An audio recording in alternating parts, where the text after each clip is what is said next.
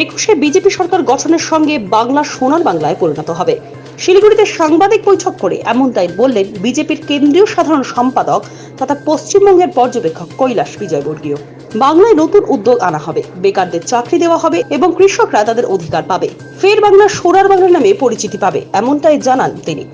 পাহাড়ে স্থায়ী সমাধানের বিষয়ে সাংবাদিকদের প্রশ্নের উত্তরে তিনি বলেন, লোকসভা নির্বাচনের সময় বিজেপি পাহাড়ের মানুষকে যে কথা দিয়েছেন সেই বিষয়ে স্বরাষ্ট্র মন্ত্রক সক্রিয় রয়েছে। এছাড়াও পাহাড়ে স্থায়ী সমাধানের জন্য লাগাতার কাজ করে যাচ্ছে। তিনি বলেন, বর্তমানে সবথেকে বড় সমস্যা নিট এবং জেই। রাজ্য সরকার যে তারিখে লকডাউন ঘোষণা করেছে সেই তারিখগুলি নিট ও জেই পরীক্ষা রয়েছে।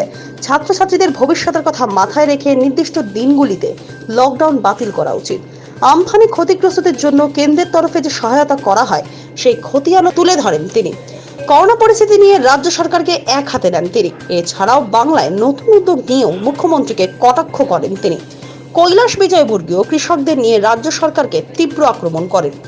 তিনি বলেন, রাজ্য সরকার কৃষকদের বিরুদ্ধে কাজ করছে। কেন্দ্র সরকারের তরফে কৃষকদের স্বার্থে বেশ কিছু প্রকল্প শুরু করা হয়েছে, কিন্তু বাংলায় সেই সকল সুযোগ সুবিধা কৃষকরা পাচ্ছেন না।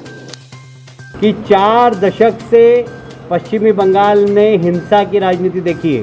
पहले सीपीएम के समय भी हिंसा होती थी और अब टीएमसी के समय पराकाष्ठा हो गई।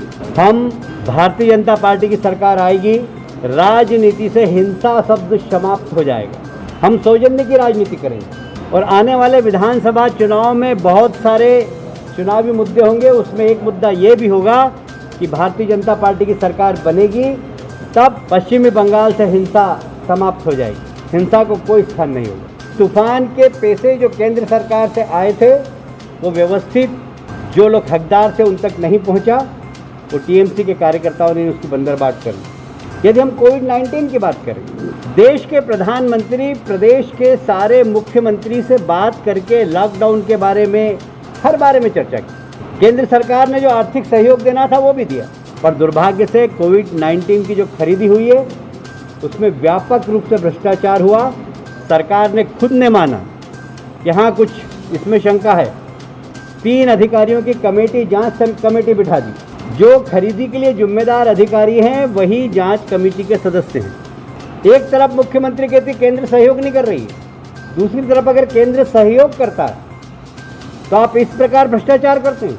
केंद्र सरकार पैसा देना चाहती है उस व्यक्ति तक पहुंच जाए जो जरूरतमंद है, पर दुर्भाग्य से पश्चिमी बंगाल की सरकार के मुख्यमंत्री हर बात पर राजनीति कर रहे हैं। आप कोविड की वर्तमान स्थिति के बारे में बात करें, देश में सबसे खराब जो 4-5 राज्य है उसमें बंगाल की स्थिति।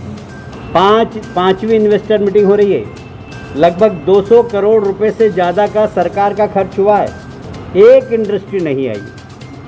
बल्कि मेरा दावा है, मेरे पास बहुत सारे आंकड़े हैं कि ममता जी के मुख्यमंत्री बनने के बाद छोटे और बड़े लगभग 1000 कारखाने पश्चिमी बंगाल में बंद हुए। बड़े जूट मिल भी हैं और छोटे छोटे ऑटोमोबाइल्स के सामान बनाने वाली इंडस्ट्री भी है। 1000। बंगाल औद्योगिकरण में देश में नंबर 1 था। सारे देश के लोग नौकरी की तलाश में यदि किसी राज्य में जाते थे तो बंगाल में आते। आज बंगाल में शिक्षा प्राप्त करने के बाद नौजवान सारे देश के अंदर घूम रहा है। सारे देश में मजदूर अपने अपने राज्यों में जा रहे थे। पश्चिमी बंगाल की सरकार ने अपने प्रदेश के वे मजदूर जो बाहर काम कर रहे थे उनके लाने की कोई व्यवस्था नहीं। जब हमारे जैसे लोगों के पास पश्चिम बंगाल के मजदूरों का फ़ोन आया, हमने सरकार से निवेदन किया, केंद्र सरकार से निवेदन किया। मध्य प्रदेश में लगभग 20,000 मजदूर थे पश्चिमी बंगाल के। हमने उनसे, वहाँ के मुख्यमंत्री से कहा, वहाँ के मुख्यमंत्री जी ने 3 ट्रेन राज्य सरकार के खर्चे से बंगाल भेजी। ममता जी ने नाम दिया कोविड ट्रेन। ये कोविड ट्रेन है। अपने प्रदेश के मजदूरों की भी कोई चिंता नहीं हुई। आज कोविड विकराल रूप इसलिए लिया है कि सरकार गैर जिम्मेदार है।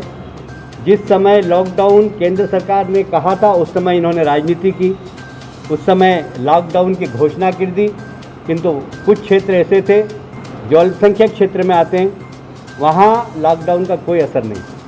और इसलिए मैं कहता हूं कि वर्तमान में जो सरकार है वो 30% सरकार है, 30% लोगों के लिए सरकार है, 70% लोगों के लिए सरकार नहीं है। कोई भी सरकार हो, चाहे केंद्र की हो, चाहे राज्य की हो, चाहे लोकल बॉडी हो, 100% लोगों के लिए होना चाहिए।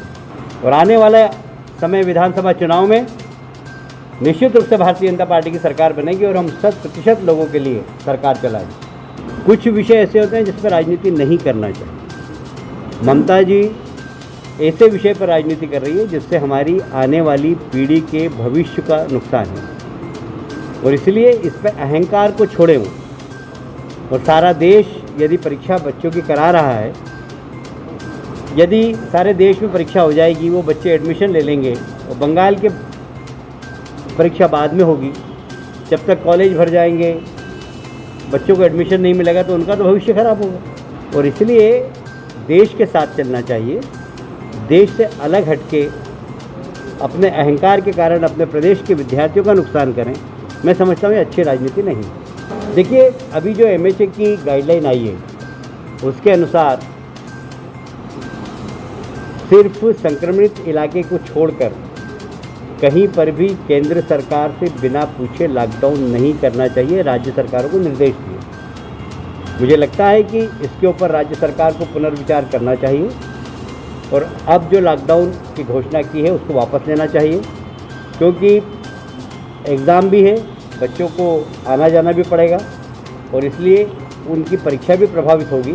सरकार को चाहिए कि इसके ऊपर पुनर्विचार करें। देखिए, हम तो अभी भी प्रदेश के मुख्यमंत्री से निवेदन करेंगे कि कम से कम राजनीति, कुछ क्षेत्र ऐसे होना चाहिए उसको राजनीति से बचाना चाहिए, विशेषकर शिक्षा का क्षेत्र उसमें सर्वप्रथम है। यहाँ हमारे प्रदेश के नौजवानों के भविष्य के साथ खिलवाड़ नहीं होना चाहिए, उनका साल खराब नहीं होना चाहिए। इसलिए जिम्मेदारी के साथ सरकार को अपनी जिम्मेदारी वहन करना चाहिए। पश्चिमी बंगाल के किसानों से कहा कि आप ऑनलाइन आवेदन करिए। 21 लाख किसानों ने ऑनलाइन आवेदन किया। वो 21 लाख लोगों की सूची ममता जी को भेज दी, इस सरकार के पास भेज दी कि आप इंड्रोस करके भेज दीजिए कि यह आपके प्रदेश के किसान हैं, हम इनके खातों में पैसा डाल देंगे। सरकार ने उन 21 लाख को जो नाम भेजे हैं केंद्र सरकार ने, उसको डस्टबिन में डाल दिया। लगभग 12 से 15 हज़ार करोड़ रुपया पश्चिमी बंगाल के किसानों को मिलना चाहिए। जो प्रधानमंत्री किसान सम्मान निधि की राशि है वो नहीं मिली है, सरकार की लापरवाही के कारण, सरकार की गैर जिम्मेदार नीति के कारण। पश्चिमी बंगाल में सरकार बनेगी तो विकास के एक नए आयाम की ओर पश्चिम बंगाल जाएगा। हिंसा की राजनीति समाप्त होगी, औद्योगिकरण होगा, इंडस्ट्रियलाइजेशन होगा, इन्वेस्टमेंट आएगा यहाँ पर। यहाँ के पढ़े लिखे नौजवानों को नौकरी की तलाश में बाहर नहीं जाना पड़ेगा, यहीं पर रोजगार मिलेंगे। किसानों को उनके उत्पादन का सही मूल्य मिलेगा। बीच के जो दलाल हैं वो सब समाप्त कर देंगे। एक अच्छी सरकार देंगे, एक स्वस्थ सरकार देंगे, एक पारदर्शी सरकार देंगे जो बंगाल को सोनार बांग्ला बनाएगी, ये मेरा विश्वास है।